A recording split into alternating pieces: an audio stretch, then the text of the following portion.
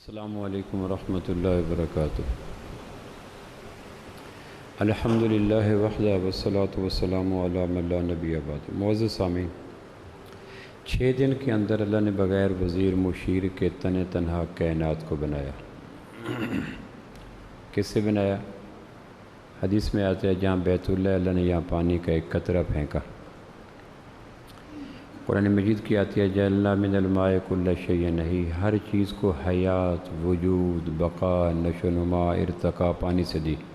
پانی کو حیات کہا گیا۔ پانی 4 جگہ سے آتا ہے، پہاڑوں سے آتا ہے، بادلوں سے آتا ہے، سمندروں سے آتا ہے، زمین کے نیچے سے آتا ہے۔ 3 پانیوں کو پانی کہا گیا، چوتھے پانی کو ماء مبارکہ کہا گیا، حالانکہ ہر پانی پانی ہے۔ قرآن مجید کے بقول نزلنا من السماء ماء مبارکہ، بارشوں کا پانی برکت والا ہے۔ دیہاتی لوگ جانتے ہیں 40 دن زمین کا پانی فصلوں کو دیا جائے تو اتنی فرٹیلیٹی، زرخیزی سے نہیں آتی جتنی 1 دن کے باران رحمت سے آ جاتی ہے۔ تو جہاں بیت اللہ نے یہاں پانی کا ایک بلبلہ پھینکا اور پھر اس کو حکم دیا اور ایکسپینڈ کیا۔ خلق الارض فی یومین، 2 دن سے اس پانی کے بلبلے سے 7 زمینوں کو بنایا۔ یہ سورہ حامیم سجدہ میں آتا ہے۔ کائنات کی مینوفیکچرنگ، تخلیق کیسے، اس کے ہلکے ہلکے اشارات ملتے ہیں۔ یہ ڈارون کی تھیوری نہیں ہے کہ یا نیچر نہیں ہے یا کوئی بندر سے انسان نہیں بنا۔ کائنات کی تخلیق میں ایک محکم حکمت موجود ہے۔ پانی کے قطرے کو حکم دیا اور 2 دن کے اندر پانی کا قطرہ 7 زمینوں میں تبدیل ہو گیا۔ مبدی کہتے ہیں بغیر چیزوں کے چیزیں بنانے والا، باری کہتے ہیں بغیر تعاون کرنے والوں کے چیزوں کو بنانے والا۔ اللہ مبدی بھی ہیں، اللہ باری بھی ہیں۔ زمین سے پہلے زمین نہیں تھی، درختوں سے پہلے درخت نہیں تھے، سورج سے پہلے سورج نہیں تھا کہ وہاں سے لے لیا گیا۔ آئیڈیا ہم لیتے ہیں، فلاں مکان دیکھا، فلاں مسجد دیکھی، فلاں گاڑی دیکھی، اسے آئیڈیا لے کر ہم کوئی چیز بناتے ہیں۔ اللہ نے کائنات کی تخلیق سے پہلے کہیں سے آئیڈیا مستعار نہیں لیا، مبدی ہیں۔ باری کہتے ہیں جو بغیر چیزوں کے چیزوں کو بنائے۔ ہم ایک چیز بناتے ہیں، موبائل ہے، کار ہے، مکان ہے، اس میں کتنی چیزوں کا تعاون درکار ہوتا ہے۔ اللہ نے ایسا نہیں کیا۔ پھر اللہ نے کسی کو معین، مددگار، مشیر، وزیر نہیں بنایا کہ اس نے یہ تعاون کیا، اس نے یہ تعاون کیا، ایسا نہیں ہے۔ 2 دن کے اندر زمین آسمان کا درمیان بنایا۔ یہ 2 دن کیوں کہ کائنات میں گریجولی چیزوں کا سبق اللہ دے رہے تھے، ورنہ انما امرہ اذا اراد شیئا ان یقول له کن فیکن۔ اللہ کہتے کائنات بن جاؤ تو کائنات بن جاتی۔ یہ کائنات کو تدریجاً کیوں بنایا؟ کہ انسانوں کو یہ سبق دینا تھا کہ خالق کائنات اختیارات کلی رکھنے کے باوجود کائنات کو تدریجاً تخلیق کرتا ہے۔ تم بھی تدریج کی حکمت پر ایمان لاؤ۔ پھر 2 دن کے اندر 7 آسمان بنے، یوں 6 دن ہو گئے۔ عیسائیوں کا عقیدہ تھا کہ 6 دن کے بعد اللہ کائنات کو بنا کے تھک گیا، معاذ اللہ۔ اس لیے وہ جو سنڈے کی چھٹی ہے ان کے مذہبی اعتقادات کا حصہ ہے۔ جس طرح داڑھی ہمارے ہاں رسم دنیا نہیں، حجاب ہمارے ہاں رسم دنیا نہیں، سچ ہمارے ہاں پالیسی نہیں، یہ ہمارے دین کے شعار ہیں۔ عیسائیوں کے ہاں اتوار کی چھٹی ایک دین کا شعار ہے۔ وہ کہتے ہیں اللہ تھکا، اور یہ ایک مکروہ غلیظ عقیدہ ہے۔ اللہ کو ذوف آ گیا۔ 6 دن میں اللہ نے ورک کیا، 7ویں دن اللہ تھک گیا، ریسٹ کی۔ تو ریسٹ کرنا ایک مخلوق کی نشانی ہے، کمزوری کی نشانی ہے۔ میں ریسٹ لیس ہو گیا ہوں۔ تو وہ کہتے ہیں اتباع سنت الہی میں ہم اتوار کو چھٹی کرتے ہیں۔ یہودی اس کو ہفتے کو کہتے ہیں کہ ہم ہفتے میں چھٹی کرتے ہیں۔ تو یہودیوں کے ہاں سیٹرڈے کا چھٹی رسم دنیا نہیں ہے، اتفاقات زمانہ نہیں ہے، بلکہ ایک اس کے پس منظر میں ایک ان کا مذہبی جذبہ کار فرمائے۔ اسلام نے اس کی جگہ ہمیں جمعہ دیا، لیکن یہ پہلے اس عقیدے کو رد کیا وما مسنا من لغوب، بے شعور کہ اللہ کو کائنات کے بنانے کے بعد تھکن نے مس بھی نہیں کیا۔ تھکن کمزوری کی دلیل ہے اور اللہ کو کمزوری کوئی نہیں۔ پھر جب کائنات بن گئی تو کائنات کی ہر مخلوق میں اللہ نے 2 چیزیں رکھی، جتنی بھی کائنات کی مخلوق ہے، سمندر کی ہے، جنگل کی ہے، دریا کی ہے، پہاڑ کی ہے، رینگنے والی ہے، تیرنے والی ہے، اڑنے والے، بھاگنے والی ہے۔ ہر مخلوق میں 2 چیزیں رکھی، رحمت اور زحمت۔ اس کے مقدار کم زیادہ ہو سکتا ہے، 90% رحمت، 10% زحمت، 90% زحمت، 10% رحمت۔ 95% زحمت، لیکن یہ نہیں کہ کائنات کی کوئی مخلوق ان دو چیزوں سے یکسر خالی ہو۔ ہر مخلوق کے اندر اللہ نے دو چیزیں رکھی ہیں، رحمت بھی رکھی اور زحمت بھی رکھی۔ یہ فلسفہ اللہ کا ہر مخلوق کے ساتھ کار فرما ہے۔ سورج کتنی بڑی نعمت ہے، ہماری زراعت اور ہماری تجارت بیس کرتی ہے سورج پر۔ انڈور پودوں پہ نہ پھل آتا ہے نہ پھول آتا ہے۔ میں نے اپنے مالی سے پوچھا وہ پودے جو انڈور لگے ہیں اس پہ پھل کیوں نہیں آتا، پھول کیوں نہیں آتے؟ کہنے لگے پھل پھول کرامت ہے سورج کی کرنوں کی، اور ویسے جو پودے تلخی برداشت کریں ان کا حق ہے ان کو پھل بھی ملے پھول بھی ملے۔ جو دھوپ کی شدت اور دھوپ کی حدت برداشت نہ کریں ان کے دامن میں نہ پھل آتا ہے نہ پھول آتا ہے۔ تو سورج کتنی بڑی نعمت ہے کہ کائنات میں زراعت اور تجارت کا بقا سورج کے ساتھ ہے۔ رات کو ہماری مارکیٹیں ویران کیوں ہو جاتی ہیں کہ سورج نہیں؟ زراعت ٹھپ ہو جائے اگر سورج گم ہو جائے۔ بلکہ امام غزالی نے لکھا الحکمت فی مخلوقات اللہ، ان کی کتاب ہے، کہنے کہ سورج اگر سرخ شعاؤں کے بغیر طلوع ہو جائے تو کائنات کی ہر فصل میں زہر پھیل جائے۔ سرخ شعائیں سپرے کر رہا ہوتا ہے، قدرت کا یہ غیب کا سسٹم عالمگیر سپرے کرتا ہے۔ کتنی چیزیں ہیں جو سورج کی سرخ ریز کی وجہ سے مر جاتی ہیں، اور اگر سورج سرخ شعاؤں کے بغیر غروب ہو جائے تو کائنات زہر سے بھر جائے۔ کتنے انسیکٹ ہیں، جانور ہیں جن کے موت کا سبب سورج کی کرنیں ہیں۔ تو سورج کتنی بڑی نعمت ہے۔ زراعت اور تجارت دو بیس ہیں انسانی زندگی کی بقا کے۔ 70% ہمارے ہاں زراعت ہوتی ہے، اسی زراعت کی بیس پہ تجارت ہوتی ہے۔ اگر کاٹن نہ آئیں، دالیں نہ آئیں، آئل سیڈ نہ آئیں تو کس طرح زراعت بنے، تجارت کیسے بنے؟ سورج اتنی بڑی نعمت ہے لیکن سورج کے وجود میں بھی زحمت موجود ہے۔ ہم اے سی لگواتے ہیں، باریک کپڑے پہنتے ہیں، سایہ دار درخت لگاتے ہیں، چھتریاں لیتے ہیں، سورج کی ممکنہ زحمت سے بچنے کے لیے کہ سورج کے دامن میں گو رحمت کا وافر حصہ موجود ہے، لیکن زحمت کے عنصر سے سورج خالی نہیں ہے۔ بادل کتنی بڑی نعمت ہے، نزلنا من السماء ماء مبارکہ، قرآن مجید میں آتے ہیں ہم نے برکت والا پانی اتارا بارشوں کے روپ میں۔ نائٹروجن آکسیجن میں بدل جاتی ہے، پتوں کے مسام دھل جاتے ہیں، زمین کا سینہ ٹھنڈا ہو جاتا ہے، کائنات میں جراثیم مر جاتے ہیں، گلیاں نالیاں محلے صاف ہو جاتے ہیں، کاشتکاروں کے لبوں پہ خوشی آ جاتی ہے، پورا ماحول خوشگوار ہو جاتا ہے، اور کتنی بیماریاں روٹ لیس ہو جاتی ہیں بارشوں کی وجہ سے۔ لیکن کتنی قومیں تھیں جن کی بربادی کا باعث ہی بارشیں بنی۔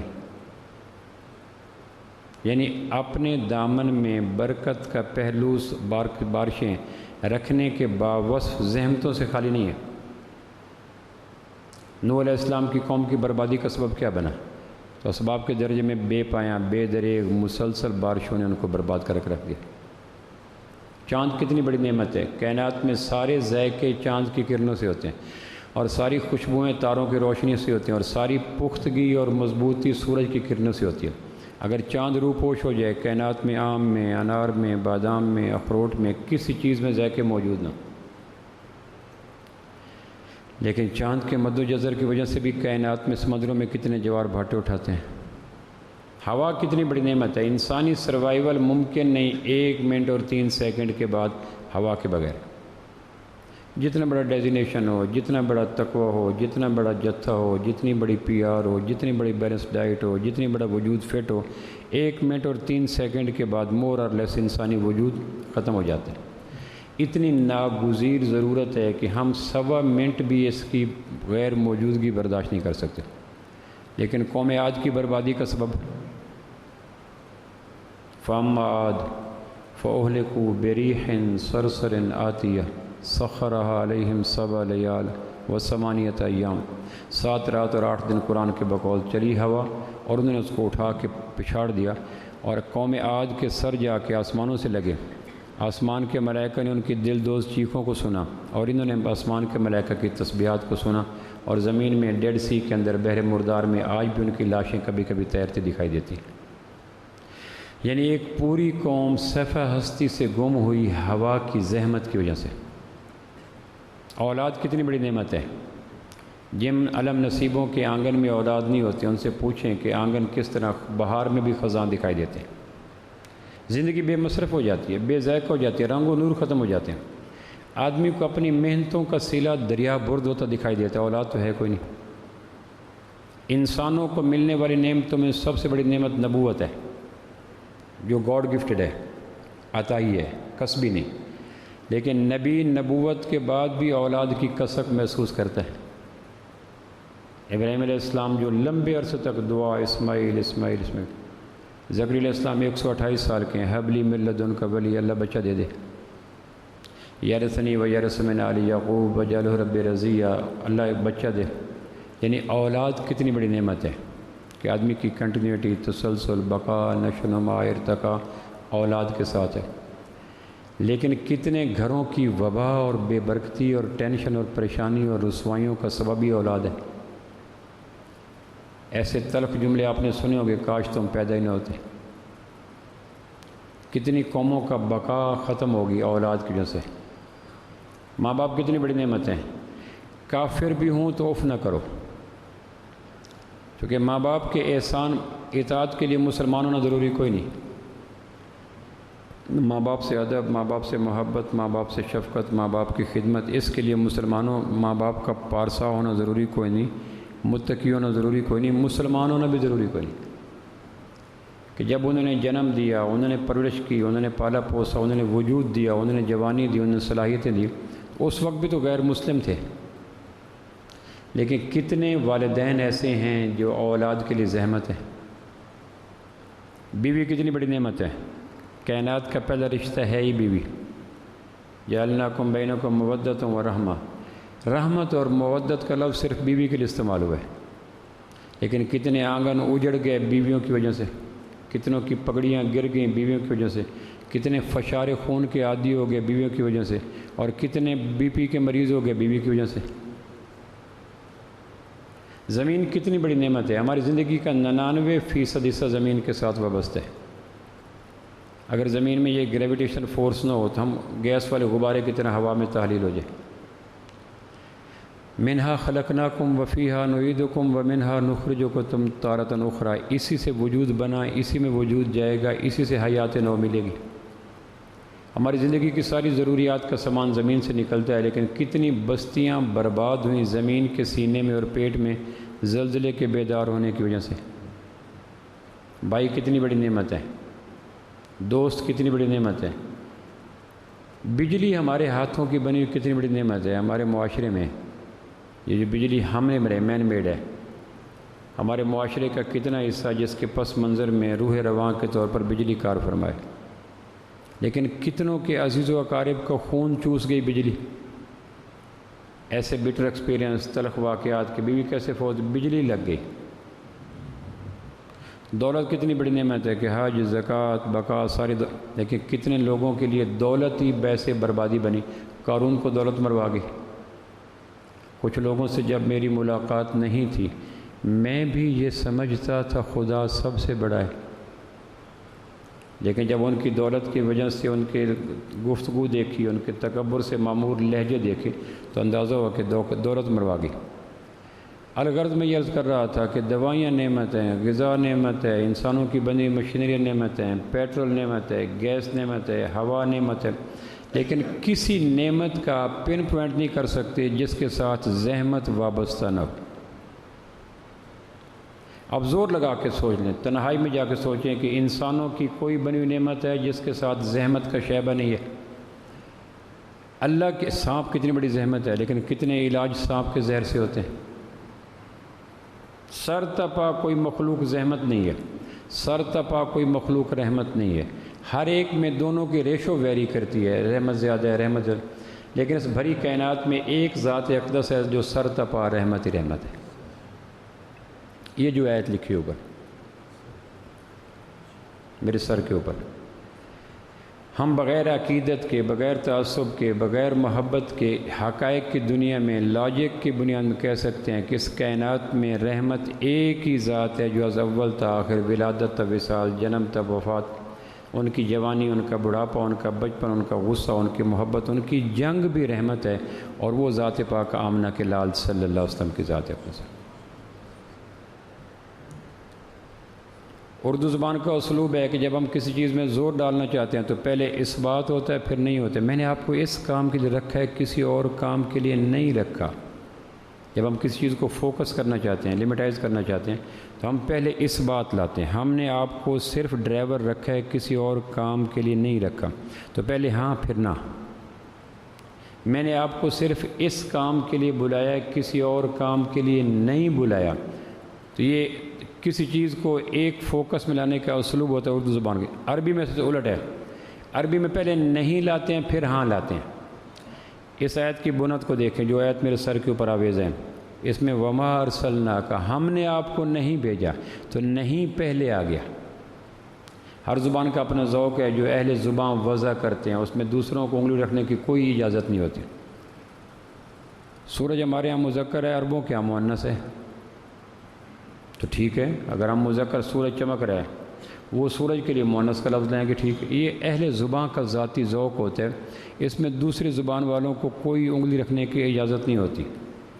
عربوں کا ذوق ہے کہ جب کسی چیز کو زور دینا چاہیں، فوکس کرنا چاہیں، تو پہلے نہیں لاتے، لا الہ، پہلے نہیں۔ وما خلقت الجن، ہم نے نہیں پیدا کیا جنوں کو۔ وما ارسلناک، ہم نے آپ کو نہیں بھیجا۔ یہ عربوں کا اسلوب ہے۔ اردو میں سے اپوزٹ ہو جائے گا کہ میرے محبوب ہم نے آپ کو نہیں بھیجا، کہ یا رسول اللہ، اللہ بھیجا تو ہے، الا رحمت للعالمین، تمام کائنات کے لیے رحمت دو عالم بنا کر۔ یعنی وہ جو بات میں نے عرض کی کہ بھری کائنات میں نور، نار، آگ، ہوا، مٹی، پانی، سمندر، جنگل، دریا، پہاڑ، رینگنے والے، تیرنے والے، ہر مخلوق میں تکلف کے ساتھ ہم زحمت کا پہلو نکال سکتے ہیں، رحمت کا پہلو بھی نکال سکتے ہیں۔ کہتے ہیں جو گھڑی خراب ہو ایک وقت میں وہ بھی ٹھیک ہوتی ہے۔ ایک گھڑی 12:05 پہ رک گئی ہے، تو جب 24 گھنٹے کے بعد 12:05 ہو گیا تو وہ گھڑی بھی ٹھیک ہو جائے گی کہ اب ٹائم ٹھیک بتا رہی ہے۔ یعنی ایک خیر کا پہلو خراب گھڑی سے بھی نکلا ہے۔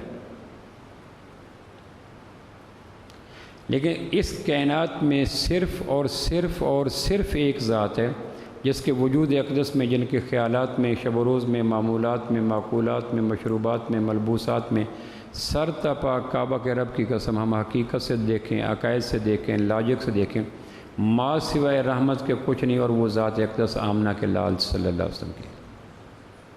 ہم مقدر کے سکندر ہیں کہ ہمیں اس ذات اقدس سے نسبت نصیب ہوئی، اس لیے کہتے ہیں باقی نسبتوں پہ نہ اترائیں، نسبت اصل محمد ہی ہے، باقی نسبتیں عالمگیر نہیں ہیں، آفاقی نہیں ہیں۔ میں اگر کسی برادری پہ نسبت رکھتا ہوں تو عین ممکن ہے وہ برادری سکھوں کے یہاں بھی ہو۔ کئی ایسی برادریاں ہیں جو انڈیا کے میں واگا بارڈر پار بھی وہ ہندوؤں میں پائی جاتی ہیں۔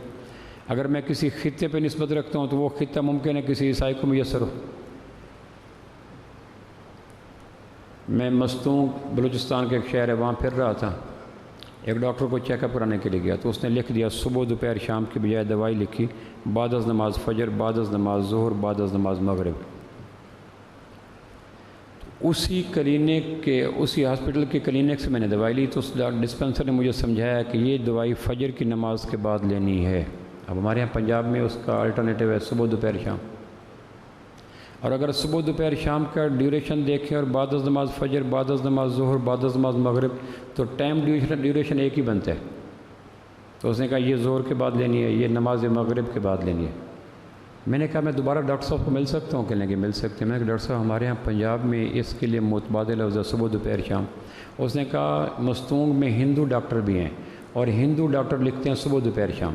ہم ان سے اپنا امتیازی شخصیت لینے کے لیے کہ یہ مسلمان کا نسخہ ہے، ہم اس کی جگہ لکھتے ہیں بعد از نماز فجر، بعد از نماز ظہر۔ میں نے کہا اگر اس لٹمس پیپر اور اس معیار پہ پرکھا جائے تو پنجاب کے ڈاکٹر تو مارے گئے کہ اگر یہ معیار رکھا جائے کہ جن کے نسخوں میں صبح دوپہر شام ہوتا ہے وہ ہندو ہوتے ہیں، اللہ معاف کرے، تو ہمارے پنجاب کا تو صفایا ہو گیا۔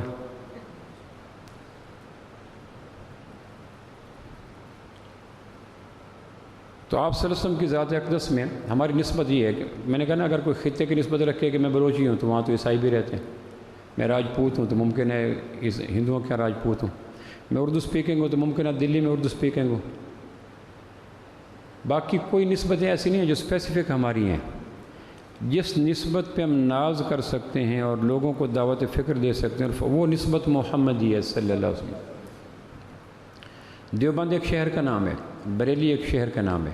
جو دیوبند میں رہتے ہیں وہ دیوبندی کہلاتے ہیں، جو بریلی میں رہتے ہیں وہ بریلوی کہلاتے ہیں، یا جو دیوبند مدرسہ سے قصب فیض لیتے ہیں وہ دیوبندی کہلاتے ہیں، اور جو بریلوی شہر کے اندر پنے ہوئے بریلی مرکز سے قصب فیض لیتے ہیں وہ بریلوی کہلاتے ہیں۔ لیکن وہاں تو ہر عام خاص ہے۔ ہماری نسبت جو عالمگیر ہے وہ محمدی ہے، رحمت سید الاولاق پہ کامل ایمان، امت سید الاولاق سے ڈر لگتا ہے۔ ہمارا المیہ یہ ہے کہ ہم ہر اس مخلوق سے فائدہ لیتے ہیں جس میں دونوں پہلو ہیں۔ زمین سے فائدہ لیتے ہیں، خلا سے فائدہ لیتے ہیں، فضا سے فائدہ لیتے ہیں، تو ہم ہر اس مخلوق سے فائدہ لیتے ہیں اور لینا چاہیے جس میں دونوں پہلو ہیں۔ سپیرے جنگلوں میں جا کے سانپ پکڑتے ہیں کہ زہر نکالیں گے، کاشتکار زمین کی گہرائیوں میں ہل چلاتے ہیں تاکہ استفادہ ہو، سمندر میں غوطہ خور پانیوں کے اندر جاتے ہیں تاکہ ہیرے جواہرات تلاش کریں، سمندروں کے کنارے ماہی گیر پھرتے ہوتے ہیں تاکہ سیپیاں گھونگیاں لے لیں۔ سمندروں میں لینا چاہیے، اللہ کا حکم ہے، لیکن اس ذات اقدس سے ہم غافل ہیں جو سرتپا رحمت ہے۔ یہ ہمارا ثانیہ ہے، اس پہ ہمیں ماتم کرنا چاہیے۔ ایک تلخ بات کرنے لگا ہوں، جتنا عیسائی قرآن کو جانتا ہے اتنا مسلمان جانتا ہے۔ ایک عیسائی کو قرآن دکھا کے کہا جائے یہ کیا ہے کہ قرآن، اس کی کسی آیت کا معنی جانتے ہو کہنے کہ نہیں۔ ایک مسلمان کو دکھا کے کہا جائے یہ کیا ہے کہ قرآن، کہ کسی آیت کا معنی جانتے ہو کہ نہیں، تو دونوں کا لیول برابر ہو گیا۔ وہ بھی قرآن مانتا ہے، کتاب مانتا ہے، مسلمانوں کی کتاب مانتا ہے۔ میں بھی قرآن مانتا ہوں، کتاب مانتا ہوں، منظم من اللہ مانتا ہوں، اور مسلمانوں کی کتاب مانتا ہوں۔ اس کے علاوہ قرآن کے سمندر میں غوطہ زن ہو کر موتی نکالنے کا فن نہ مجھے آتا ہے نہ اس کو آتا ہے، اس کے حوالے سے برابر ہے۔ عیسائی سے پوچھیں کہ ایک مہینے میں قرآن مکمل کرتے ہیں، کہنے کہ ہاں۔ سال میں کرتے ہو؟ ہاں۔ 10 سال میں کرتے ہو؟ ہاں۔ کہنے کہ نہیں۔ تو کتنے مسلمان ہیں جن کی زندگی میں ایک قرآن مکمل نہیں ہوا؟ آپ گھنٹہ گھر پہ کھڑے ہو جائیں اور ایک سروے دیں، ایک فارم تقسیم کریں، کس نے آج قرآن پڑھا؟ اگر 70 لاکھ کی آبادی ہے فار ایگزامپل فیصل آباد کی، تو آپ حیران ہو گے جو رزلٹ ہیں کہ آدمی کے کانوں کی لویں تپ جائیں گی۔ جتنا یہودی جانتا ہے آمنہ کے لال صلی اللہ علیہ وسلم کو اتنا مسلمان جانتا ہے۔ یہودی سے کہیں محمد کو جانتے ہو صلی اللہ علیہ وسلم، کہیں کہ ہاں نبی ہیں، رسول ہیں، مسلمانوں کے نبی ہیں، اور بقول ان کے بیسک فیتھ کے آخری رسول ہیں۔ ہم سے پوچھا جائے کہ آمنہ کے لال صلی اللہ علیہ وسلم کا بدر کب ہوا، احد کب ہوا، حنین کب ہوا، تبوک کب ہوا، پہلی شادی کب ہوئی، دوسری کب ہوئی، تیسری کب ہوئی، 11 بیویوں کے نام کیا ہیں، 4 بیٹیوں کے نام کیا ہیں، آپ کو اسوہ حسنہ کیا ہے، صلح حدیبیہ کب ہوا، اس میں بیسک شرائط کیا آتی ہیں، حجۃ الوداع میں آپ نے جو ایک انسانوں تو یقین جانے جتنا یہودی جانتا ہے آمنہ کے لال کے بارے میں اتنا ہی ہم جانتے ہیں۔ میں نے اپنے ایم اے کی کلاس کو کہا 11 ماؤں کے نام لکھو جن کو قرآن نے 4 دفعہ کہا، النبی اولیٰ بالمؤمنین من انفسہم وازواجہ امہاتہم۔ نبی کی بیویاں میں کہہ رہا ہوں تمہاری ماں ہیں۔ میرے باپ نے کہا یہ تمہاری ماں ہے، میرے چچا نے کہا یہ تمہاری ماں ہے، میری خالہ نے کہا یہ تمہاری ماں ہے۔ تو یہ اتنی اتھینٹک تو نہیں ہے نا۔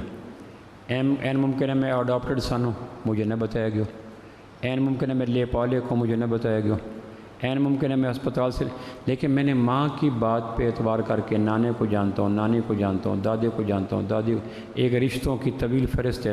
لیکن قرآن نے کہا میں کہہ رہا ہوں عائشہ تمہاری ماں ہے، سودا تمہاری ماں ہے، حفصہ تمہاری ماں ہے، زینب تمہاری ماں ہے، میں کہہ رہا ہوں ماریہ تمہاری ماں ہے، قرآن کہہ رہا ہے۔ اس سے بڑی اتھینٹسٹی تو کوئی نہیں۔ لیکن اب کسی یہودی کو کہیں ازواج مطہرات کے بارے میں کوئی علم رکھتے ہو اور کسی مسلمان سے کو رکھتے ہو، تو فکر و نظر کی دنیا میں اگر تولا جائے تو ہم یکساں برابر آ کے نکلتے ہیں۔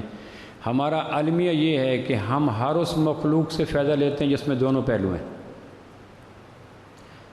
ایم ایس سی کرنے کے بعد، ایم فل کرنے کے بعد، پی ایچ ڈی کرنے کے بعد جاب ملے گا کہ مے بی مے ناٹ بھی۔ میں جس کالج میں پڑھاتا ہوں، میں ایک دن ایک پروفیسر کے کمرے میں گیا، مجھے کہنے کہ چائے پیو گے؟ اب میں مزاجاً منکرین چائے میں ہوں، میں نہیں پیتا، لیکن اس نے اس دل نوازی سے کہا، وہ تھا کنجوس۔ میں نے کہا چلو کنجوس کا کھانا ہے تو وبا، حدیث میں آتا ہے کنجوس کا کھانا وبا ہے لیکن مزہ بڑا آتا ہے اس کو ذلیل ہوتے دیکھ کر۔ تو تھا وہ مزاجاً کنجوس، میں نے کہا چلو اس کی ذلت سے فائدہ لیتے ہیں۔ سخی کے کھانے میں شفا ہے۔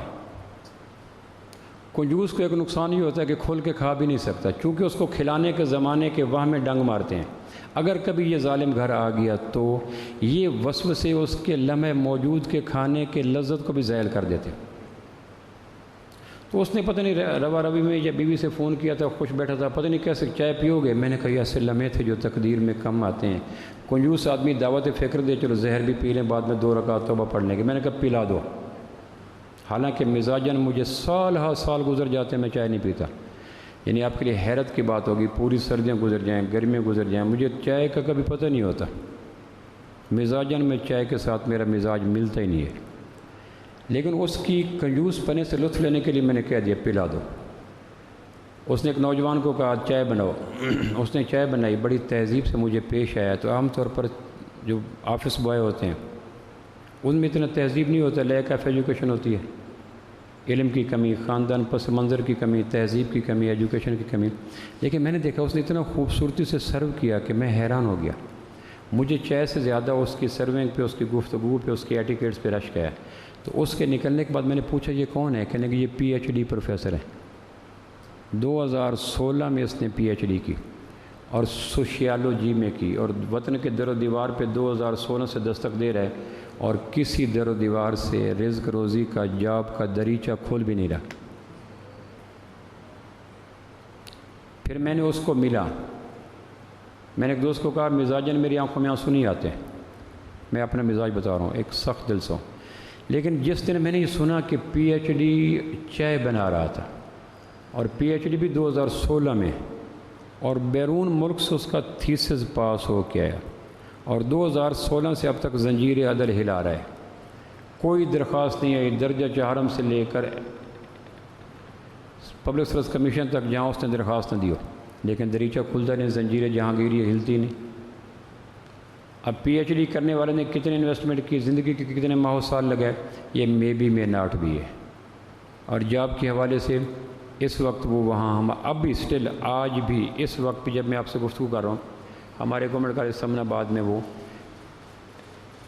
وزٹنگ ٹیچر کے نام پہ 25-26 ہزار لیتا ہے ماہانہ، اور بیسیکلی چائے بنو کے پلا دیتا ہے۔ اس طرح کے کتنے اور ایسے کام ہیں جن میں ہم امید پہ نفع نقصان کر، لیکن یہاں یقین ہے آمنہ کے لال صلی اللہ علیہ وسلم کی ذات اقدس میں رحمت کا ہونا یقین ہے، زحمت کا تصور ہی کفر ہے۔ اور یہ عقیدت نہیں ہے، دل نواز حقیقت ہے جس کو غیر بھی مانتے ہیں۔ اتر کر ہرا سے سوئے قوم آیا اور ایک نسخہ کیمیا ساتھ لایا، وہ بجلی کا کڑکا تھا یا صوت ہادی، عرب کی زمین جس نے ساری ہلا دی۔ آپ کی بعثت سے پہلے تھا ہر منظر، ہر نقش دو عالم، اجڑا اجڑا پھیکا پھیکا ہلکا ہلکا مدھم مدھم۔ آپ کی آمد سے پہلے، اس کو ڈارک ایج کہتے ہیں، آپ کی آمد سے پہلے تھا ہر منظر، ہر نقش دو عالم، اجڑا اجڑا پھیکا پھیکا ہلکا ہلکا مدھم مدھم، حسن کا چہرہ اترا اترا، عشق کی رنگت بدلی بدلی، دہر کا نقشہ بگڑا بگڑا، زیست کا مقصد مبہم مبہم، دنیا کی دنیا آزردہ، ہر شے افسردہ پوج مردہ، تارا تارا ذرہ ذرہ موتی موتی، شبنم شبنم، آنکھ کی پتلی سہمی سہمی، دل کی دھڑکن ٹھہری ٹھہری، شوق کا دریا سمٹا سمٹا، جوش جنوں کے طوفان کم کم۔ یہ آپ کی آمد سے پہلے تھا۔ اور قرآن کہتا ہے وین کانوا من قبل لفی ضلال مبین، میرے محبوب کے آنے سے پہلے تم دیوانہ تھے، مسحور تھے، مجنون تھے، پاگل تھے۔ لقد من اللہ علی المؤمنین، پھر اللہ کو ترس آیا تمہاری جہالت پر، ظلمت پر، سیر پنے پر، غربت پر، فقر و فاقہ پر، ذہنی کی آوارگی پر، تو پھر اللہ نے تمہیں دشت بے امان سے نکال کر خوبصورت صحن چمن میں لا ڈالا۔ کیسے؟ آمنہ کے لال صلی اللہ علیہ وسلم کی بعثت کر کے۔ سال کے جو 12 مہینے ہیں، ہر مہینہ اپنے دامن میں بے شمار اجلی نکھری نتھری اور کوثر و تسنیم سے دھلی نسبتیں رکھتا ہے۔ رمضان نسبت رکھتا ہے، ذی الحج نسبت رکھتا ہے، محرم نسبت رکھتا ہے، لیکن میرے محدود ترین مطالعے میں جو نسبتیں ماہ ربیع کے دامن میں ہیں، سال کے 12 مہینوں میں کسی مہینے کے دامن میں وہ نسبتیں نہیں ہیں۔ 4 بڑی نسبتیں تاریخی سچ ہیں جو ربیع کے دامن میں۔ آمنہ کے لال کا میلاد صلی اللہ علیہ وسلم ماہ ربیع میں ہوا۔ آمنہ کے میلاد کی بعثت یعنی پہلی وحی ماہ ربیع میں ہوئی۔ آمنہ کے لال کی ہجرت یعنی مدینہ منورہ کی طرف سے مائیگریشن ربیع الاول میں ہوا، اور آمنہ کے لال کی رحلت یعنی آپ کا وصال پاک ربیع الاول میں ہوا۔ وہ آپ کی ولادت، آپ کی بعثت، آپ کی رحلت، آپ کی ہجرت، چاروں بڑے بڑے عظیم واقعات ماہ ربیع اپنے دامن میں رکھتا ہے۔ اور اس کو کہتے بھی ربیع اس لیے ہیں کہ موسم بہار ہے۔ انسانوں کے خزاں والے موسم پہ بہار کے رتوں کا آغاز ہوا اس مہینے میں آمنہ کے لال کے میلاد کی برکت سے۔ ایک جلد میں پوری کتاب مل جاتی جس میں اللہ کے محبوب کی ولادت باسعادت سے پہلے سے لے کر وفات مبارک تک سارے حالات زندگی لکھ دیے ہیں۔ 12 جلدوں میں بھی ہے، 16 جلد، میرے پاس ایک سیرت کی کتاب ہے، میرے خیال ہے 16 جلدوں میں ہے، اور فی جلد 900 800 700 1000 صفحہ تک ہے۔ یعنی لکھنے والوں نے یوں بھی لکھا۔ ایک کتاب ہے جس میں لکھا گیا کہ کوئی نقطہ نہ آئے، کیونکہ عربی زبان میں نقطے والے حرف کمزور ہوتے ہیں، بغیر نقطے والے حرف طاقتور ہوتے ہیں۔ الف وہ کہتے ہیں اپنی ذات میں وضاحت کے لیے کافی ہے، بے کو وضاحت کے لیے نقطے کی ضرورت ہے۔ یہ بے ہے، پے ہے، تے ہے، تے ہے، تو بے خالی لکھی ہو تو اس کی شناخت کوئی نہیں۔ عرب زبان کے حوالے سے بڑا سینسٹیو ہے، وہ کہتا ہے جو حرف اپنے اظہار کے لیے کسی نقطے کا محتاج ہو وہ کمزور کہتے ہیں۔ تے میں نقطے لگیں گے تو پتہ چلے گا تے ہے۔ سین شین، سین کو طاقتور کہیں گے، شین کو کمزور کہیں گے، چونکہ شین ہے یا ذال، اس لیے کلمہ طیبہ میں اللہ نے نقطے والا حرف ہی کو نہیں لائے۔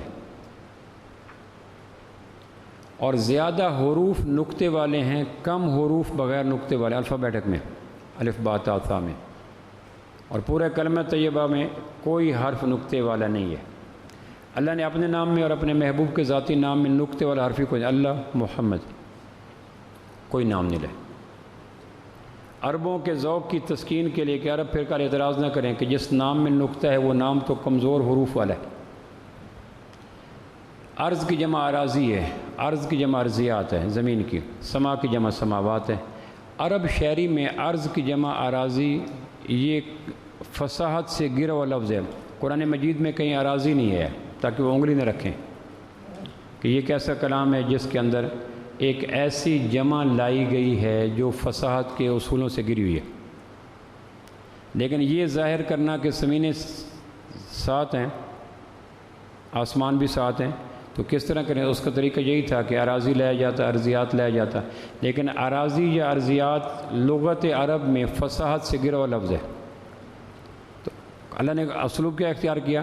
خلق السماوات من والارض مثل خلق 7 سماوات ومن الارض مثلہن، اللہ نے 7 آسمان پیدا کیے، وہاں سماوات، ومن الارض اور زمین، مثلہن انہی 7 آسمانوں کی طرف، لفظ لائے ارض، مثلہن آسمان کی طرف، بات کلیئر ہو گئی، اور لفظ اراضی کا استعمال نہ کر کے عربوں کو نقطہ اٹھانے سے محروم کر دیا۔ اس لیے اگر اللہ کے محبوب کا نام نقطے والا ہوتا تو وہ کہتے ہیں یہ تو نقطے والے نام کمزور ہوتے ہیں۔ ایک سیرت نگار کو شوق ہوا، محمد ولی اس کا نام ہے، فوت ہو گیا، انہوں نے کہا مجھے پوری سیرت النبی لکھنی چاہیے جس میں نقطے والا حرف کوئی نہ ہو، پوری سیرت النبی لکھنی چاہیے۔ یعنی ایک تو ہے نا کہ کوئی مضمون لکھ دو، بے تو کے جملے، بے ربط جملے، دائیں بائیں، ایک ہے کہ منظوم مرتبط سیرت النبی، یہ پل سرات سے زیادہ حساس معاملہ ہے کہ کوئی لفظ ایسا نعت راشدہ نہ آ جائے، کوئی جملہ ایسا ثقیل نہ آ جائے جس سے مقام نبوت پہ، اسم نبوت پہ حرف آ جائے۔ تو اس نے پوری کتاب لکھ ڈالی، کچھ 400-500 صفحات کی، آپ کی ولادت سے پہلے سے لے کر آپ کی وفات مبارک تک پوری کتاب لکھ ڈالی، اور اس میں نقطہ ایک نہیں لکھنے والا۔ اور پھر لکھا کتنی مدت میں؟ 2-3 مہینے میں لکھ ڈالی۔ اور کتاب کا نام کیا لکھا؟ ہادی عالم، اور مصنف کا کیا نام ہے؟ محمد ولی۔ اب عجیب بات ہے، ابو بکر کے نام میں تو نقطہ ہوگا، اور جگہ جگہ پہ سیرت تو مکمل نہیں ہوتی جب ابو بکر کا نام نہ ہے۔ خدیجہ کے نام میں نقطہ ہوگا، مدینہ کے نام میں نقطہ ہوگا، یثرب کے نام میں نقطہ ہوگا، عائشہ کے نام میں نقطہ ہوگا، بدر کے نام میں نقطہ ہوگا، خندق کے، یہ تو نام تاریخ، اس نے وہ نام بھی نہیں لائے۔ مثلا ابو بکر کا نام ہے تو لکھا ہے رسول کا ہمدم اول، نیچے فٹ نوٹ پہ مراد ابو بکر۔ عائشہ کا نام ہے رسول کی عروس مطہرہ، عائشہ کے معنی ہوتے ہیں پاک بیوی، نیچے لکھا عائشہ کے معنی ہیں پاک بیوی، اس لیے میں نے، حالانکہ عائشہ کا نام اگر عائشہ لکھ دیتے تو اس کے لیے کوئی اعتراض نہ ہوتا کہ نام کیسے بدلیں۔ لکھنے والوں نے یوں لکھ ڈالا اللہ کے محبوب کی ذات اقدس پر، شمائل پہ الگ، فضائل پہ الگ، خصائل پہ الگ، مغازی پہ الگ، واقعات پہ الگ، ازواج پہ الگ، بنات پہ الگ، اولاد پہ الگ، یعنی آپ کی زندگی کے ایک ایک پہلو پہ کتابیں لکھی گئیں. لیکن ہم بھی ایسی گہری نیند سوئے تھے کہ زندگی کے 50 سال میں سیرت النبی کس نے تفصیلی پڑھی تو آدمی حیران ہو جاتا ہے. تیسرے بٹن تک سر جا کے لگتا ہے کہ میں نے ہر چیز پڑھی، اپنے نبی کی سیرت زندگی میں ایک دفعہ نہیں پڑھ سکا. کیا کیا پڑھا، کیا کیا نہیں پڑھا. اگر اس کی فہرست دی جائے تو اس میں سب سے زیادہ یہ ہوگا کہ میں نے اللہ کے محبوب کی سیرت کوئی نہیں پڑھی. جب اخبارات عروج پہ تھے، پرنٹ میڈیا، الیکٹرانک میڈیا اتنا عروج پہ نہیں تھا، تو کتنے لوگ تھے جن کے دن کا آغاز کا ناشتہ اور شام کا کھانا انہی اخبارات کے ساتھ ہوتا تھا. سارا پڑھنا، ضرورت برا رشتہ بھی پڑھ جاتے تھے کہ ممکن ہے کوئی ایسا پیس مل جائے، اس میں بھی پڑھ لیتے، ضرورت برا رشتہ. حالانکہ پہلی بیوی تنگ تھی، لیکن ایک پڑھنے کا شوق تھا، پڑھنے کا ذوق اس قدر تھا. لیکن ہم میں سے، میں آپ سے ہاتھ کھڑا نہیں کرتا، مجھے پتہ ہے ہاتھ کھڑا کرائے بغیر ہی مجھے رزلٹ کا پتہ ہے کہ اب گھر کے بچوں کے دانت نہیں گنے جاتے، پتہ ہوتا ہے کہ میری کلاس کا کیا عالم ہے. یقین جانے اگر میں یہ کہوں کہ اس کلاس میں کتنے لوگوں نے آمنہ کے لال کی سیرت طیبہ کو دین کی نیت سے، اپنی ایمانی نیت سے تھارولی پڑھا، تو جواب کیا ہوگا؟ اور کل کنا شفاعت کے لیے تو جانے نا، پیش تو ہونے. اور یہ تلخ سوال اگر سامنے آ گیا کہ میری سیرت پڑھنے کے لیے نہ تمہاری آنکھیں وقف تھیں، نہ زبان وقف تھی، نہ دماغ وقف تھا. دنیا بھر کے Newton, Einstein, Shakespeare, Keats, Wordsworth, پتہ نہیں کیا کیا، فیض احمد فیض، داغ دہلوی، فلاں پڑھ ڈالا، لیکن نہیں پڑھا. جب نیکی نہیں ہوتی تو ویکوم کو فل کرنے کے لیے پھر برائی آ جاتی ہے. تو میری پہلی گزارش آپ حضرات سے یہ، اور آپ حضرات کے وسیلے سے اپنے آپ سے یہ ہے کہ ہم کم از کم زندگی میں، ابھی ربیع کا مہینے کا آغاز ہو گیا یا ہونے والا ہے، ربیع اس پہ ربیع ہے، دیکھو نا، کسی غم گسار کی شفقتوں کا یہ خوب میں نے سلا دیا، جو میرے غم میں گھلا کیا میں نے اس کو دل سے بھلا دیا. جو جمال روئے حیات تھا، جو دلیل راہ نجات تھا، اسی راہ بر کے نقوش پاک کو مسافروں نے مٹا دیا. تیرے حسن خلق کی ایک رمق میری زندگی میں نہ مل سکی، میں اسی میں خشک شہر کے در و بام کو تو سجا دیا. میں تیرے مزار کی جالیوں ہی کی مدحتوں میں مگن رہا، تیرے دشمنوں نے تیرے چمن میں خزاں کا جال بچھا دیا. تیرے سور و بدر کے باب کے میں ورق الٹ کے گزر گیا، مجھے صرف تیری روایتوں کی حکایتوں نے مزہ دیا. کبھی اے عنایت کم نظر، عنایت شہر ہے، سندھ کا شہر تھا، مرحوم ہو گیا. کبھی اے عنایت کم نظر، تیرے دل میں یہ بھی کسک ہوئی، جو جمال روئے حیات تھا اسے تیرے غم نے رلا دیا. زندگی کے 55 سال کے ماہ و سال میں اب بھی عہد کر لیں کہ ایک دفعہ ایک جلد میں مل جاتی سیرت النبی. یعنی میں نے کہا لکھنے والوں نے کہاں تک لکھا. اللہ کے محبوب کے جو زیر استعمال جانور تھے ان کی کتابیں الگ ہیں. اللہ کے محبوب کے جو نسب تھے ان لاز کے، آپ کے 11 بیویاں ہیں تو 11 ساس ہوں گی، 11 سسر ہوں گے، پھر اس طرح سالے ہوں گے، سالیاں ہوں گی، پھر ہم زلف ہوں گے، اس پہ کتاب لکھے گی. یعنی سید عائشہ اگر آپ کے گھر میں ہے تو سید عائشہ کی بہن اسما کے ان کے گھر میں، اور جو اسما کا شوہر ہے وہ اللہ کے نبی کا کیا لگا، پھر جو اسما کے بہن کے، اس طرح پورا ایک آپ کا خاندان پہ لکھ ڈالی. پھر آپ کی والدہ محترمہ سے لے کر سیدہ حوا تک کتاب لکھ ڈالی. پھر آپ کے زیر استعمال اوزار پہ کتاب لکھ ڈالی، یعنی ایک ایک چیز پر. پھر آپ کے معقولات کیا تھے، مشروبات کیا تھے، ملبوسات کیا تھے، وہ ساری کتابیں الگ لکھ ڈالی. لیکن ہم کوئی ایسی گہری نیند سوئے کہ اس طرف رخ ہی نہیں جاتا. یعنی کوئی کائنات میں نبی ایسا نہیں ہے اس وقت جس کی زندگی اتنی محفوظ ہو جتنی آمنہ کے لال کی محفوظ ہے. یہ کوئی تانا نہیں ہے. دنیا عیسائی سے پوچھا جائے عیسیٰ علیہ السلام کہاں ہیں، یا ایون کہ عیسیٰ علیہ السلام کی انجیل جو عبرانی زبان میں طور دریا لام طور سینا پہ نہیں، دریا اردن کے کنارے پہ اتری، وہ انجیل کہاں ہے جو اس زبان میں اتری.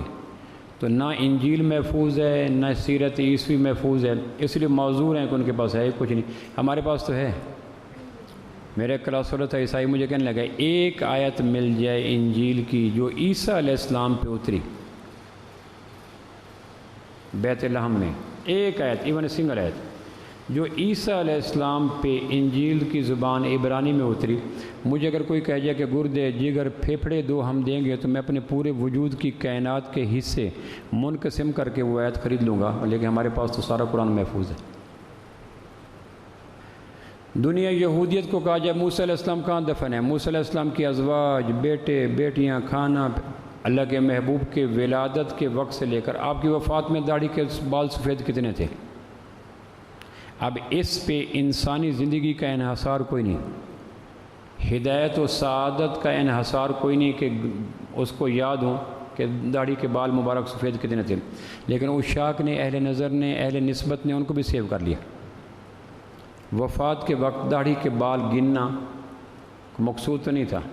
آپ پہ شمائل پہ الگ کتابیں ہیں، فضائل پہ الگ ہیں، خصائل پہ الگ ہیں، غزوات پہ الگ ہیں، معقولات پہ الگ ہیں، رشتہ داریوں پہ الگ ہیں، لیکن اس کا کیا کیا جائے کہ ہم اس جاگنے کو تیار نہیں۔ گلی محلے، چوک چوراہے، پربت پہاڑ، وادی صحرا کو زیب و زینت کا ذرہ نہ ملے، لیکن اس ماہ مبارک میں سیرت النبی سے گو تھرو ہو جاؤں تو میں نے میلاد منا لیا، میں نے میلاد اپنا لیا۔ لیکن اگر پورا کائنات رنگ و نور میں ڈوب جائے، ہر طرف پھریرے، جھنڈیاں، جھنڈے، کمکمے ہو جائیں، لیکن میں اس مہینے میں کبھی کبھی کہا کرتا ہوں، میں اپنے والد کے بارے میں اتنا تفصیلی علم نہیں رکھتا جتنا میرے پاس آمنہ کے لال کی زندگی کی تفصیلی علم ہے، کیونکہ وہاں کوئی خلوت ہے ہی نہیں۔ میرے بچپن کے کتنے جہالت کا زمانہ ہے جس میں مجھے پتہ ہی نہیں تھا والد کیا ہوتا ہے، لیکن جب میں نے شعور میں قدم رکھا تو آمنہ کے لال کی زندگی کا میں نے ایک ایک ورق جاننے کی کوشش کی، جتنا ہو سکا۔ اردو سیرت، عربی سیرت، انگلش سیرت، پنجابی سیرت، منظوم سیرت، نثر سیرت جاننے کی کوشش کی، اس لیے کہ سب سے بڑا حق ہے مسلمان کو حضور کو جاننا صلی اللہ علیہ وسلم۔ ابن القیم رحمہ اللہ کا قول ہے کہ آدمی کا اپنے آپ کو جاننا اتنا ضروری نہیں ہے جتنا نبی رحمت کو جاننا ضروری ہے۔ رحمت کائنات میں ایک دوست ملا کہنے کہ میں نے ایک بنائی ہے ایک فاؤنڈیشن، رحمت کائنات فاؤنڈیشن۔ میں دنیا کے انسانوں کو آمنہ کے لال کی رحمت کا پہلو دکھانا چاہتا ہوں۔ اس وقت بڑی ضرورت ہے آپ کی رحمت کائنات کے پہلو کو ہائی لائٹ کرنا۔ تلخی ہے، ترشی ہے، حبس ہے، گھٹن ہے، پریشانی ہے، ہر طرف ایک بے کلی اضطرابیت کا سماں ہے۔ بڑا ضرورت ہے کہ نبی رحمت کی رحمت سے جانور تک مستفید ہوئے۔ ایک صحابی کپڑے میں لے کے آ رہے تھے کچھ پرندوں کے بچے اٹھا لیے، اوپر سے اس کی ماں بے قراری میں تڑپتی آ رہی تھی۔ آپ نے دیکھا جہاں صحابی جاتا ہے چڑیا یا جو فاختہ تھی اوپر آ رہی ہے، حتیٰ کہ وہ صحابی آپ کی مجلس میں آپ کے بیٹھا تو آپ نے دیکھا چڑیا اوپر اڑ رہی ہے، آپ نے کہا یہ کیا ہوا؟ اس نے کہا یہ اس کے بچے گھونسلے سے اٹھا کے لے کے آ گئے۔ اب رحمت کا حصہ پرندوں کو مل گیا۔ آپ نے کہا کھولو ذرا، کپڑا کھولا تو چڑیا نے اپنی آزادی کو قربان کر کے بچوں کے ساتھ قید میں آ گئی۔ آپ نے فرمایا رحمت کے اللہ نے 100 حصے کیے، 99 حصے اپنے پاس رکھے، ایک حصے کا حصہ ہر مخلوق کو دیا، یہاں تک کہ گھوڑی، بخاری کی روایت ہے، گھوڑی بچے کو جنم دینے کے بعد سم اٹھا لیتی ہے تاکہ اس کے وجود کو ضرب نہ پہنچے۔ آپ نے کہا دیکھو ان پرندوں کا شکار نہ کیا کرو جن کے بچے رزق اور دانہ دونی کے انتظار میں، ماں کے انتظار میں پڑے ہوتے ہیں۔ آپ فرمایا رات کو پرندوں کو شکار نہ کیا کرو۔ اس درخت پہ آ کے کافی سارے بیٹھے ہیں بٹیر تیتر، رات کو آ کے فیر کریں گے، لائٹ جلائیں گے، 10 سے شکار ہو گئے، 390 بیچارے ساری رات بے کلی سے اٹھتے رہے۔ یعنی اس دور میں نبوت کے ہر پہلو سے زیادہ ضروری ہے رحمت کائنات پہلو کو نمایاں کرنا، تاکہ ہماری تلخیاں، عدالتیں، کچہریاں، مقدمے، خلا، ڈپریشن، حوالاتیں، بے کلیاں، قطع تلخیاں یہ کم ہو جائیں اور ہم ہیل اپ کر جائیں، قریب آ جائیں۔ شور یوں ہی نہ پرندوں نے مچایا ہوگا، کوئی جنگل کی طرف شہر سے آیا ہوگا۔ شور یوں ہی نہ پرندوں نے مچایا ہوگا، کوئی جنگل کی طرف شہر سے آیا ہوگا۔